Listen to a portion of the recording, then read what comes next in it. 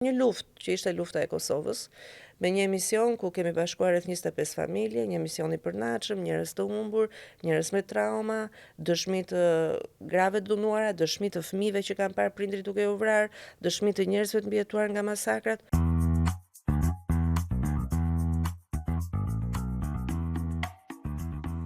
Përshëndetje dhe mirë se vini në këtë episod të radhës të Table Talk. Me mua sot e ftuar do të jetë Mirela Milori. Mirela, faleminderit që pranove të ishe pjesë e këtij podcasti. Faleminderit ty për ftesën. Që në nisje kur kisha idenë që të ishe pjesë e Table Talk, në fakt ishte vetëm pak kohë më përpara, po lexoja një libër që konsiderohej ose është nga rrëfimet më të sinqerta të grave që kanë bërë histori në gazetari në Shtetet Bashkuara të Amerikës. Dhe së bashku tre gazetare që më pas u bën editore, shkuan deri në drejtimin e informacionit, tregonin për sfidat e gazetarisë në kohën kur ti je një grua. Është një territor media që nuk është aq i barabartë dhe s'ka për të qenë ndonjëherë. Dhe kështu që mendova që kush më mirë se sa ti, që ke prekur pjesën e Shqipërisë, medias, ke provuar për disa vite ti jesh pjesë e medias zëri i Amerikës në Shtetet Bashkuara, je bërë nën për të rrëfyer të gjithë të përvojën tonë. Dhe kështu që do ta nis, po themi pjesë pas pjese, po edhe të ndërthurur. Si ta mendosh intervistën? Dua të pyes për vitin, po themi që nise. Në 96 e nis në radio e më pas shumë shpejt për 2 vite gjendesh në median e sapo krijuar TV Klan që për hir të vërtetës vazhdoi pastaj të ishte nga mediat më të rëndësishme në vend. Si ishte ky nisja, fillimet, ato momente që nuk janë të lehta, po që të formsojnë? Në fakt, unë duhet të jem e vërtet që ishte një fillim jo shumë i lehtë, por patëm një fat. Dhe fati ishte që u hapën vende pune. Pra, media private erdhi si një derivat i medias tradicionale dhe nuk kishim konkurent. Pra kur nis Klani, u morën të parët që qëndruan në Klan. Natyrisht që u mora me prov, kamere, nuk ishte me rekomandime, u bë një prov kamere, unë për fat kisha punuar në Radio Tirana dhe Radio Tirana më mësoi të folurën, më mësoi mikrofonin, edukatën dhe komunikimin radiofonik. Përpara se të filloja në Klan që të bëja provën e kamerës, punova në një televizion shumë të vogël, Alba Televizion, është një frekuencë që nuk e di ekziston më apo jo. Dhe kjo më mësoi kamerën. Pra të paktën më mësova që të mikta ajo frika e parë e kamerës. Kur bëra provën në Klan, si thua, kisha këto 2 element prioritar nga mes shumë gazetarëve të tjerë, Aleksandr Frangaj, pam njohur, tha, kjo vajza do jetë për lajmet. Ktu fillon, si thua, ky është fati. Tani, nga fati deri këtu ku jemi sot, është punë. Dhe kjo puna ka vazhduar rreth 27-28 vjet, deri tani që flasim. Patëm fat, siç e thash, dhe unë jam mirënjohëse për atë që ishte atëherë, por që nga ai moment deri tani jam mirënjohëse për bashkëpunëtorët e mi, edhe natyrisht kam punuar për të qenë aty dhe për të qenë për t'i bërë dhe ata që ndjehen mirë kur të punojnë me mua. Askush që arrin një vit pas viti në karrierë, në suksese, në forma të ndryshme të eksperimentuara që do flasim, që nuk kanë qenë vetëm edicionet informative, edhe pse ne jemi mësuar të shohim më shumë aty, ka prapa punë edhe shumë vullnet. Dua të të pyes për vitin 1998, kur një vajzë, po themi, e bukur në ekran dhe do duhet të raportonte për një moment që ishte i vështirë. Domethënë, si ishte Mirela në raportimet e luftës Kosovës, domethënë 98, 99, pra këto vitet. Në 98-ën shumë pak mbasi dola në ekran, rreth një muaj ndodhi një ngjarje shumë e rëndë siç ishte vrasja e Zemajdarit. Ai ishte testi i parë i provës që transmetimet gjata, komunikime në telefon, se në atëherë raportoj me telefona 5 shifror, gazetarët ishin në terren, gjenin kabina telefonike për të futur në redaksi, nuk ishte kjo Edhe flasim për gjitha ndryshimet.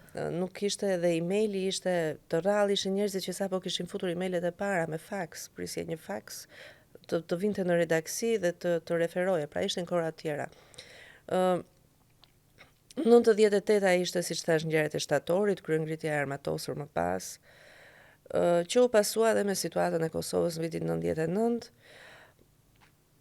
Ishin sfidat e para, tani kuptoj që kanë qenë sfidat e para profesionale, atëherë nuk e kuptoja në Po, fakt. është e vërtet. Nuk e kuptoja çfarë po bëja, dija vetëm që ndiqja në mënyrë fillimisht thjesht ndiqja, pastaj duke dhe analizuar, duke ndjekur Fatos Baxhakun, që ishte drejtori i parë i lajmeve në televizionin Klan. Ai ishte, si thua, mentori im në atë kohë, njeriu që i besoja dhe kam bërë shumë mirë. Kam pasur fat që kam punuar me të, se më ka mësuar shumë dhe vazhdon të jetë edhe sot e kësaj dite shpeshherë sjell mendje, them po Tosi si do ta kishte bërë, çfarë do më thoshte për një gjë të tillë për shembull. Tos Baxhaku është një njeri i tillë, i këtij dimensioni për mua. Dhe këto sfida ishin të suksesshme dhe si thua këtu vendos një standard tjetër për mua. Pra unë kuptova që kaluam këto sfida me të gjithë, jo vetëm unë, natyrisht ishte një punë në grup, dhe si thua u vendos një stek e lartë. Tani gjithçka që do vinte pas do ishte mbi këtë gjë që u ndërtua. Po u ndërtua që në vitin e parë të karrierës. Kështu që thik me dy presa ishte. Po, është e vërtetë se ndonjëherë kur vjen mbajtja e gjithë ato Dhe duhet gjërave. thënë erdhi, u përballuan me shumë sukses dy sfida të mëdha, siç ishte një kryengritar matosur, që jo të gjithë gazetarëve ju bie fati ta kenë këtë fat profesional flas, dhe një luftë që ishte lufta e Kosovës, me një emision ku kemi bashkuar rreth 25 familje, një emision i përnatshëm, njerëz të humbur, njerëz me trauma, dëshmi të grave të dënuara, dëshmi të fëmijëve që kanë parë prindrit duke u vrarë, dëshmi të njerëzve të mbijetuar nga masakrat, të cilat janë ende në memorien time, histori të jashtëzakonshme njerëzore, njerëz që kanë rrëfyer se si kanë shpëtuar fëmijën e lënë amanet nga një fqinj që ma mbaj deri aty turma është ndarë, edhe fëmia 1 vjeç e jo ma e qante kujtonte se kishte vdekur ne ja gjetëm. Do të thënë ka historira të tilla që të rrënqetin kur i kujton, por unë i bëra atëherë në 99-ën. Dhe tani që i shikoj janë gjëra që unë kam bërë gjëra të tjera shumë të mira në karrierën time. Por këto janë gjëra që ti sjell dhe fati për ti menaxhuar. U menaxhuan mirë, më vletën mua në vitin e parë të karrierës shumë si një thesar, por nga ana tjetër më vendosën në një pozicion që tani Çdo të i kalim ishte i çdo vështirë. gjë do të ishte o kaq o mbi këtë. Në të kundër duhet ta lija fare këtë punë. Po, nëse do i riktheheshe Mirelës, po themi pak më të vogël, a ishte ëndra secili nga ne ka në femërinë e tij atë që projekton, sidomos vajzat, kanë përshtypjen që e projektojnë veten në disa dimensione. Në femërinë tënde, a e mendoje Mirelën pra në këtë fushë? Në lajme jo. Shiko, se do të them një gjë që po e them për herë të parë te ty. Unë kam qenë modele. Jo. Kur ka ndodhur kjo dhe pse nuk është thënë më përpara? Tani ta them dhe arsyen kur ka ndodhur dhe kur ka ndodhur dhe arsyen pse nuk e kam thënë dhe do ta them ty. Dhe dua ta them ty dhe e kam ruajtur ta them te njerëz që dua ta them. Sepse unë kam qenë studente kur Vera Grabocka bënte ato programet e saj dhe ka qenë një program rreth fatit për 12 javë. Unë isha studente në gjuletërsi. E shikoja televizionin, por atë ishte prezantimi i spektakleve dhe unë mendoja që isha shumë e përgatitur që unë të merja përsipër të drejtoja pse jo një spektakl apo një emision televiziv për kulturën, gjëra të kësaj natyre, lajmet jo kur. Hyra si modele dhe më deshën. Vera më pëlqente, sa bukur ecën, këto gjërat kështu. Me thënë të drejtën, unë nuk ishte territori im. Pse? Seriozisht e kam, unë nuk di të pozoj për fotot. Ta them me shumë sinqeritet këto. Unë nuk di të pozoj. Eci mirë, kam qenë balerin dikur dhe kjo gjë më ndihmonte që të ecja, kam vesh muzike, kam ushtruar 8 vite violin dhe duke qenë se kam pasur të bëj me artet, ditë eci, ditë flas, ndoshta po të pozoj të fotot për të bërë fotomodele unë nuk di. Fotografët në gjithë intervistat me mua vuajnë. Edhe kjo të çojë në një drejtim krejt tjetër. Dhe e kuptova që nuk ishte bota ime, do të thënë më pëlqente televizioni, por jo për të qenë modele. Kur hyra në ekran dhe fillova të bëja lajme, unë e kuptova me njerë që në qoftë se unë do thosha që unë kam qenë modele, të gjithë do ngeleshin këtu dhe mua nuk do të më ofroheshin gjëra serioze, po do thoshin, kjo goca ka qenë modele, bukuroshe është, e mirë është, ti vëm ndonjë nga këto gjëra që unë nuk doja në fakt i bëja. Dhe unë nuk e thash asnjëherë që kam qenë modele, unë kam foto, unë kam video, duke sfilmuar. Ti fsheje për të mirën e të ardhmës tënde. Dhe të tjerët i kam shitur, kam thënë unë asnjëherë dhe nuk e thash këtë, të thash dhe njerë sepse nuk doja të më penalizonte sa të krijoja figurën time që njerëzit të merrnin seriozisht që prit se kjo vajza e bukur, ka mendje dhe jep lajme. Nuk e kemi marrë për të qenë ku dëgjoj unë tani, të japi edhe një gjë që është jashtë kësaj. Do të thënë, ishte një si lloj muri edhe për të vendosur një lloj serioziteti me të tjerët. Se mos harroj, flasim për një situatë përpara Po, thuaj se 30 vjetësh. edhe Një vajzë e mediatik bukur ndryshe. automatikisht shikoj që ngeceshet gjithmonë tek bukuria, tek mendja ishte pak e vështirë të hyje, do të thënë. Pastaj e bukur dhe me tru u bë një binom jo shumë i shpesht, por i shpesht, do të thënë, nuk kuptuaj që vajzat e bukura jo domosdoshmërisht ishin të bukura pa tru. Do të thënë, kishte gjithçka. Kështu që unë insistova këtu të thosha jo, unë dua të jap trurin tim. Pastaj kush të dojle të më quajt bukur, kush dojle mos të më quajt, nuk më intereson të fare kjo. Nuk doja të më çedonin në tru. Aty e kisha të vështirë të thoshin, ama kjo gjë e lehtë, nuk di të analizoj, nuk jo një gjërave thellë. Kjo më sfidonte.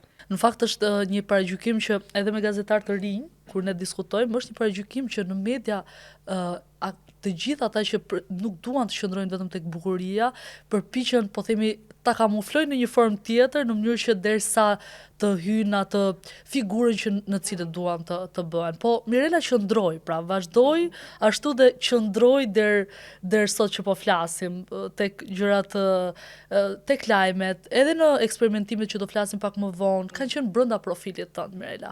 Dhe për një kohë të gjatë deri kur ti shkon në Amerikë, ishe pra në këtë situatë. Vendos një ditë të largohesh edhe të provosh, po them, jo vetëm një botë të madhe për të integruar, për të jetuar, që është një sfidë më vete, por të provosh median, zëri Amerikës. Dua të më rrëfesh, besoj ajo që ka qenë ndoshta mësimi, nuk e di si do ta konsideroje, por mendoj që ka qenë një fat ndoshta, si e përcakton të punuarit në zërin Amerikës. Patjetër fat, por më ndihmoi puna ime deri në ato vite, sepse dhe atje dërgova një kaset me përmbledhjen e çfarë kisha bërë në Shqipëri, dhe ushtrova dhe atje në provën e kamerës, me prompter kësaj radhe, në Klan e kemi punuar të rjetën pa prompter. Dhe vazhdon të jetë kështu. Po, dhe Klani vazhdon pa prompter dhe unë jam dakord që prompteri nuk është madje unë do t'ja rekomandoja gazetarëve dhe gazetarëve të rinj të ekranit të kalojnë një periudhë pa prompter, sepse letrat do të fut ruri në punë, do thellohesh çfarë ka shkruar këtu, ndërsa prompteri është pak më mekanik. Gjithsesi, prova e parë ishte me prompter, më morën, u bën ato provat dhe kalova. Fitova dhe atje provën, dhe atje me konkurs. Të rjetë me konkurs që edhe vogël, edhe në violin që jura 5 vjeçe, 6 vjeçe, bu bë një konkurs edhe më zgjodhen. Po kjo është gjë e mirë. Do e thënë me konkurse me ecën, pa konkurse nuk me ecën.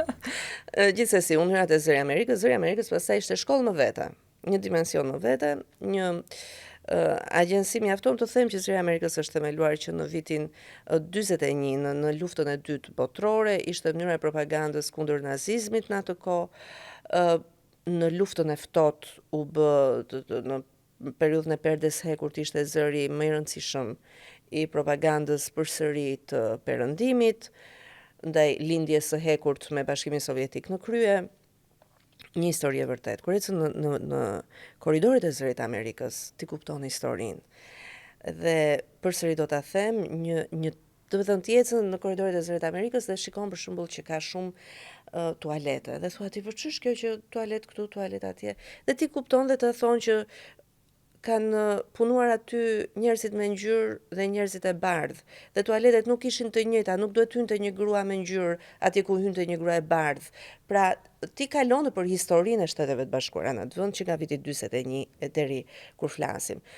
Kjo ishte ana historike, pesha, që ti kupton që ka një peshë specifike të punosh në atë vend. Pastaj puna në shërbimi shqiptar ishte një shkollë më vete, sepse kupton fjalën. Kupton peshën e fjalës shqip. Ne kemi një inflacion në gjuhën tonë, ne flasim ndoshta jo sakt në media, kanë hyrë dhe këto trajtat e tmerrshme, po deformohet dhe sintaksa, morfologjia, gjithçka në komunikim. Edhe zyrtar, për fat të keq ka hyrë edhe në komunikimin në atë që quhet zyrtar. Sepse nëse e përdorim çdo ditë, ajo bëhet e jona.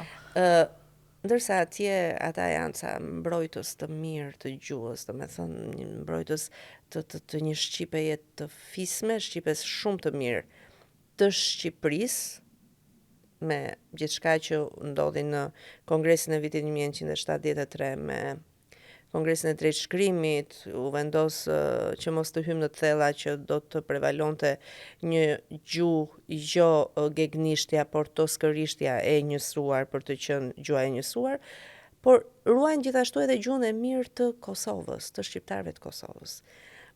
Pra, atje fillova të shoh këtë gjë, plus që më ka ndihmuar shumë në përkthim, në shqiprimin e gjërave. Ishte një dinamik tjetër, një disiplinë tjetër, të cilën unë hyra dhe mësova dhe aplikova. Por nga ana njerëzore, dua të di, domethënë, çdo njeri kur ka fillimet në një punë të re, në një shtet të ri, që e ka provuar, ka disa ndjesi të cilat përgjithsisht nuk zgjedh ti rrëfej, sepse janë ca gjëra që ti i kalon me veten, është shumë e vështirë ti rrëfesh ose i rrëfen vetëm pasi ka kaluar një kohë e gjatë dhe unë jam duke shpresuar që të jem në këtë momentin. Çfarë ndjente Mirela kur ecte, pra individi, njeriu, ai frikës nëse do t'ja dalë, nëse cilat janë sfida, çfarë do bëj? Shiko, unë nuk... Ajo ka qenë një periudhë shumë interesante për mua, ka qenë një periudhë intense e fortë e jetës time. Unë kam gjerë shumë si me... Amerika më ka rritur në gjitha aspektet. Amerika 9 vitet e Amerikës kanë ndikuar tek unë sa ndoshta sa gjithë jeta në Shqipëri.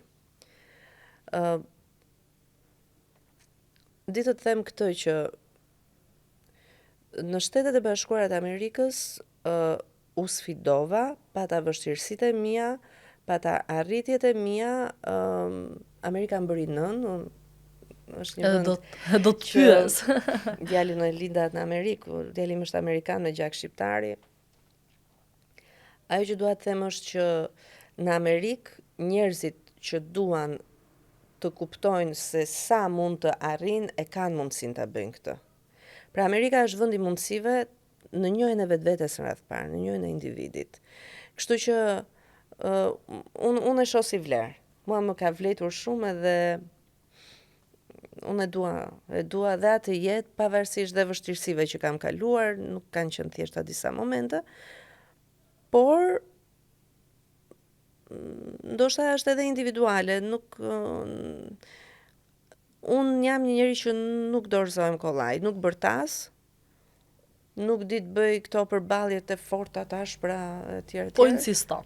Absolutisht nuk të rriqem kur, nuk dorëzohem, jam aty, nuk iki. Tani më the për momsinë dhe do ta lidh me librin që të prezantova në fillim. Një nga sfidat e grave në media është momenti kur bëhesh nën, edhe libri quhet jo më të qara në newsroom, pra çfarë do lloj gjëje që ne kemi jashtë newsroomit duhet mbetet jashtë saj. Po ndërkohë lëm gjëra të rëndësishme, siç është momësia. Si ishte kjo përballje të bërit nën, fillimisht si ndjesi dhe pastaj si u desh të integrohesh me profesionin e vështirë e të bukur të gazetarisë? Është pak atipike, por unë do flas një moment tjetër për gjithçka. Është pak atipike raporti im, sepse ndodhen shumë gjëra në momentin. Djali ishte 1 vjeç, unë fillova punë te Zëri i Amerikës. Gjërat rodhen në një drejtim që nuk u pasuan nga një divorc, nuk ishin shumë thjeshta. Por unë ti të them këtë, dhe nuk e them vetëm për periudhën e Amerikës. Televizioni për mua ka qenë një këmish force. Një këmish force që në momente të caktuara më ka mbajtur. Do të thotë që kur hyja në atë godin, nuk ka rëndësi në Amerikë, në Tiranë, në Klan, në Euronews, nuk ka rëndësi. Mbrapa ati trau, unë lija gjithë traumën time dhe kur hyja këtu, unë kisha përgjegjësi për ata njerëz që do uleshin përpara ekranit tyre, të shikonin lajmet e mia apo të ndiqnin emisionin tim. Kjo gjë, pavarësisht se ka qenë e kam dashur apo jo në momentin që e kam kaluar, për mua ka qenë ekuilibri. Pra, për mua kamera në një moment ka qenë terapia më e mirë e mundshme. Kështu që duke pasur këtë fokus, duke e ditur që dita ime do organizoj në një mënyrë të tillë që çdo lloj gjëje që ndodhte, në orën 5 do mbaroj, sepse unë në orën 5 jam televizion. Do i në grim, kam komunikimin me grimjoret e mia, do flas me redaktorin, me vajzën, me gazetaren time, me të ftuarin etj. Pra kjo lloj gjëje për mua ka qenë, siç e thash, një këmish force që më ka mbajtur fort në fakt. Dhe unë e kam orientuar jetën time kështu. Sa të ka vletur pastaj në përvojën e mëpasshme, unë nuk do të bëj këtë pyetjen që ta kanë bërë të gjithë, pse u ktheva. Kjo ka pak rëndësi. Me rëndësi, për shembull, për median shqiptar është që ti u riktheve dhe vazhdove aty ku e kishe lënë në aspektin mediatik, dhe të kam parë po themi në redaksit ku kemi bashkëndar momente pune, që e para ke një vëzhgim shumë të mirë të njerëzve për të ditur brenda newsroomit që secili prej gazetarëve, redaktorëve ka ndoshta gjëra që po i ndodhin, pra të shoh që je vëzhguese me njerëzit në analizën psikologjike të tyre dhe ke një marrëdhënie shumë të afërt dhe pozitive me njerëzit cilët ti bashkëpunon apo punon. A të ka vletur kjo periudha e vështirë që ti thua që për ty ka të zhdashur si një këmish force për të parë edhe për të qenë aty për dikë? Po, pa tjetër që unë kam mirënjohje dhe falenderim për njerëzit që më kanë ndihmuar në momentet vështira. Por edhe ata që s'më kanë ndihmuar në momentet vështira, kanë qenë mësimi im. Edhe i falenderoj shumë dhe ata. Shumë faleminderit, sepse nëse unë kam këto forma që kam tani në jetën time, kam edhe në sajt goditjeve të tyre, se kur tjetri të rri përballë apo e kupton që ti si e mirë dhe atë ditë ta bën më të vështirë, të ka mësuar një mësim. Të ka forcuar, se duke qenë se dhe unë jam natyrë që stëriqem pavarësisht se nuk di të thash dhe njerë të krijoj skena, unë ja ku jam. Edhe në qoftë se jam këtu ku jam dhe jap një intervistë për ty, është edhe fal atyre njerëzve që s'm kanë ndihmuar. Megjithatë, unë zgjedh të ndihmoj njerëzit, sepse jemi tek e fundit, të tërë kemi të drejtën e një shansi të dytë, e një momenti të dytë, të tërë kemi një moment vështirë, ndonjëherë ngatrohemi me veten, nuk i dim se me çfarë problemesh vinë ata njerëz që punojnë me ne dhe lënë pasati trau. Dhe unë jam në këtë aspekt, ndoshta për këtë arsye e kam pasur shumë të vështirë që të marr përsipër përgjegjësi, për të drejtuar njerëz, për të pushuar njerëz nga puna, do të thënë aty unë nuk jam natyra e dur, kështu që pretendoj të bashkëpunoj me njerëzit, natyrisht duke u dhënë komoditetin, deri në një moment të caktuar si pastaj njerëzit kuptojnë që e vazhdojnë dot apo nuk e vazhdojnë dot këtë sfidë. Ndaj, po, është zgjedhja ime të jem e mirë me njerëzit, është zgjedhja. E kuptoj, ndoshta ngrihem në mëngjes me idenë që shiko sot në mbledhje unë do t'i them duhet bërë kjo, dhe kur e shikoj njeriu përballë që e kuptoj në sy që nuk është në gjendje sot, nuk është, ka një gjë, unë mbyll atë bllokun e shënimeve që kam bërë edhe them, okay, hajde si do ta zgjidhim këtë gjë, ke nevojë për një ditë pushim, ik sot, bëj dhe punë që ndoshta do të thënë bëj dhe punë të dy njerëzve, vetëm të qetësojnë. Për mua është shumë e rëndësishme kjo. Në radhë parë jemi njerëz, pastaj jemi profesionistë. Kthimi solli një mirel jo vetëm në informacion, pra jo vetëm në lajme, po edhe një eksperimentim. Solli historia ime, që ishte, po themi, nëse t'ishim parë në lajme, tani po të shihnim me njerëz të thjeshtë, me historitë e tyre, që në fakt janë ndonjëherë dhe më të koklavitur se të njerëzve të njohur. Dhe pas kësaj përvoje, jemi në intervju ku interviston, zhanri i intervistës nuk është i lehtë, njerëz të njohur. Cilat ishin diferencat? Çfarë shijoi Mirela më shumë? Sfidat e njërës apo tjetrës? Ti solla si pranvënies janë të ndryshme në ato që ti ke bërë? Shiko, mua më intereson shumë impakti me njerëzit. Pra, dikush e quan energji, intuita, unë operoj kështu, unë i perceptoj njerëzit në bazë të asaj që unë kuptoj. Dhe te historia ime, historitë ishin nga më të pabesueshmet.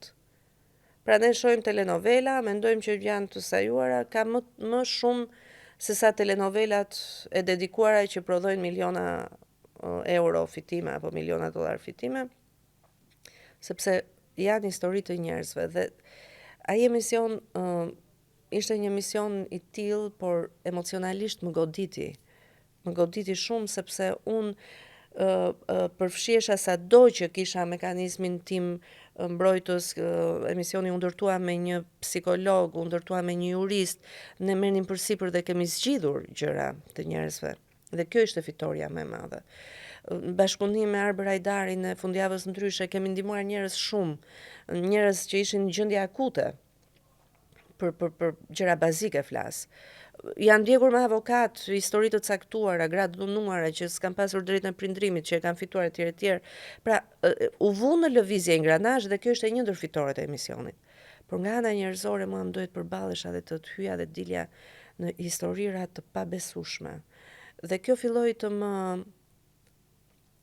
më ndikonte pak emocionalisht.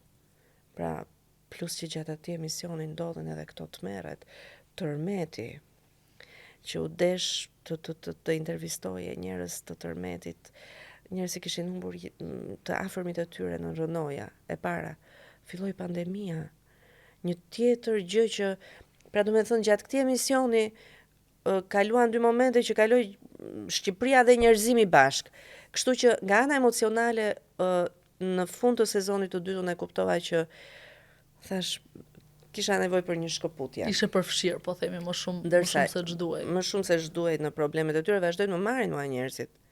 Në telefon, vazhdojnë ndihmoj, po tani në rrafshin privat, se ke dhe histori të tilla që lidhesh, të thash jemi njerëz rreth fare.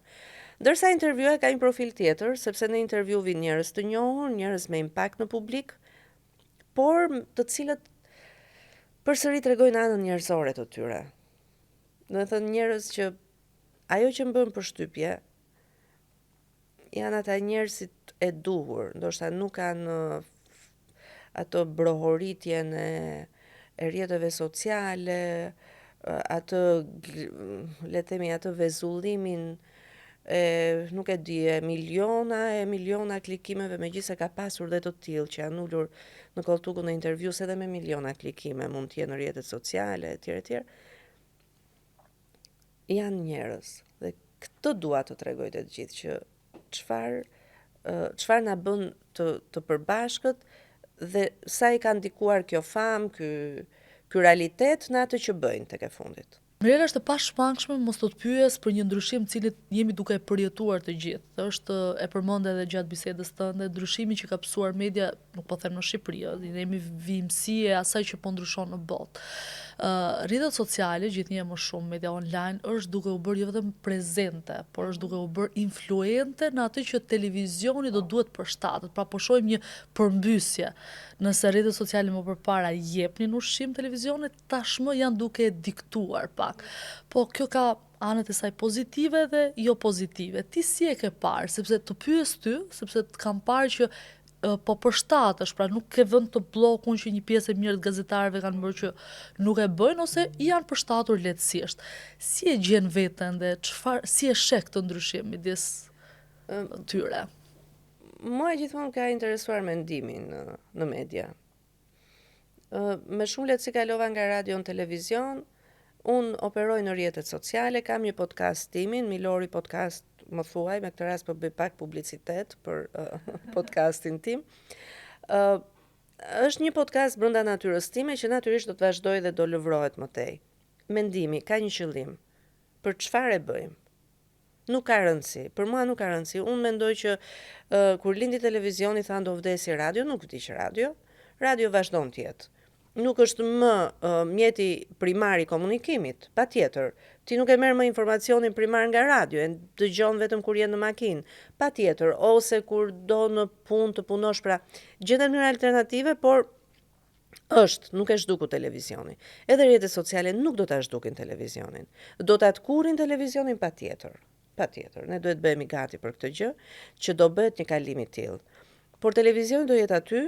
Njerëzit do kenë një dëshirë që kur ty në ambientet e tyre sido që të jetojnë në qiell, në tokë, në ajër, të kenë se është njerëzore të shohin diçka në mur, dhe nëse kjo gjëja në mur do ketë një speaker, do jetë diçka që të na flasë, nuk e di këtë, se nuk e parashikoj dot, nuk jam inteligjencë artificiale.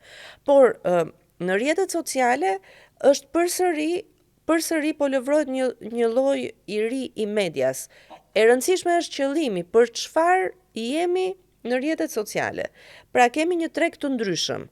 Pse është i ndryshëm? Sepse lajket nuk kanë fytyrë, nuk kanë emër, dhe një njeri i ekuilibruar mendërisht dhe një njeri i pa ekuilibruar mendërisht të ndjek dhe njësoj të bën like, subscribe. Këto janë terminologjia Dhe kështu ka qenë, një njeri që blinte televizor nuk jepte certifikatën si ishte. Ishte dëshmi penaliteti apo jo. Jepte lekët, merrte televizorin. Edhe tani kështu është e njëjta gjë dhe këtu. Pra, ne duhet thjesht të orientohemi dhe të kuptojmë për çfarë jemi në rrjetet sociale. Tani kushdo të bëj like pafund, ka mënyra të tjera të cilat nuk kanë të bëjnë me gazetarinë dhe bëhet kollaj kjo gjë. Kushdo të duket që është mirë, blen like, sepse është edhe kjo, dhe thotë të hy në treg, të blejt sa që të duket sikur më ndjekin dhe do vinë do më ndjekin. Teknologjia është dhe mendësia është nga më të ndryshmet. Mua më shqetëson dhe më intereson që kushdo që ti shikoj gjërat që unë hedh në YouTube, edhe tani, dhe mbas 2 vjetësh, dhe mbas 3 vjetësh, dhe mbas 10 vjetësh, ta dëgjoj dhe të kuptoj pse është bërë ajo gjë. Pra, më shqetëson mendimi, thash, dhe të ketë logjik e tëra nga A-ja në B. Të tjerat pastaj janë marketing. Ndoshta do të jem më e mirë në marketing, duhet, por nuk shkëlqej atje, kështu që. Dhe do ta mbyll me një pyetje të cilën koha na e kufizoi. Mirelën e kemi parë edhe duke përkthyer, e kemi parë edhe në dimensione të ndryshme të tjera, në pasione, po i quaj pasione, ndoshta leximi, letërsia. Qa bën Mirela pasi fiken kamrat? Cila është Mirela? Ku shkon në shtëpi? Dua të të pyes kështu natyrshëm. Shiko, ne jemi njerëz. Mund të kem bërë intervistat më të mira, mund të kem pasur intervista me Ramën, me Berishën, me njerëz shumë të rëndësishëm, edhe telefoni spushonte nga mesazhet sa mirë dole sot. Shko në shtëpi, mbarojnë gjitha ato, heq grimin, je njeri, si të gjithë të tjerët. Një gjë të mirë do e kesh gatuar se e di që gatuan. Gatuaj, në darkë nuk para konsumoj, por një ditë e mirë, do e thënë mbaron me një, unë lexoj për shembull. Kështu që nuk ka rëndësi, për mua nuk ka pasur rëndësi. Edhe kur kam pasur thash intervista shumë mirë që spushonte telefoni apo që shikoj edicionet edhe të ekraneve tjera që hapeshin me intervistën time, doni se bëj lajm. Nuk e di, kisha kaluar me kohë atë, mbaron entuziazmi që arrita këtë, brenda mureve të shtëpisë tonë jemi gjithë njësoj. E rëndësishme është që në fund të ditës të flëm të qetë, që si kemi rënë dikujt në qafë, apo që në qoftë se kemi lënë një gjë të pasgjidhur sot, patjetër nesër do ta zgjidhim. Për mua është shumë e rëndësishme kjo, të jem e qetë që ka mbyllur një ditë mirë pune për parametrat e mi. Pastaj të tjerët le ta konceptojnë dhe t'i vënë çfarë note të duan. Dua të të falenderoj për gjithë rrëfimin e sinqert dhe pozitiv që ke dhënë në Table Talk. Faleminderit ty. Dhe kështu i vjen fundi edhe këtij episodi. Shihemi në episodin e radhës. Mos harroni të na bëni subscribe.